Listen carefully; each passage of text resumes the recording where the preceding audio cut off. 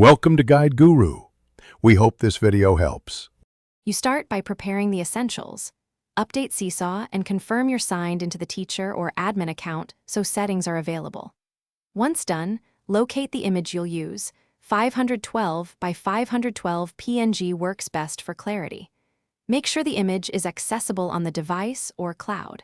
Then open Seesaw and navigate directly to the class or account settings. Don't linger on the home screen. This gets you immediately into the area where icon changes can be made, which saves time and avoids permissions. You'll now upload and fine-tune the image. Go to class settings and choose Edit Icon or Profile Image, then pick Upload from Device or Cloud Storage. Once uploaded, use Seesaw's crop and rotate tools to center important details. This matters because circular or square displays can cut off edges.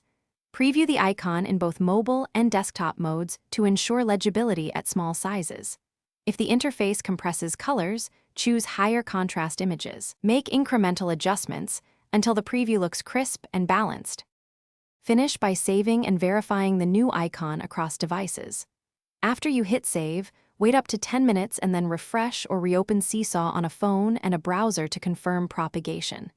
If the old icon persists, clear the app cache or sign out and sign back in. Sometimes server-side caching delays updates. If that doesn't work, capture a screenshot of the issue, note the app version, and contact Seesaw support. This helps them troubleshoot any account-specific or CDN caching problems quickly.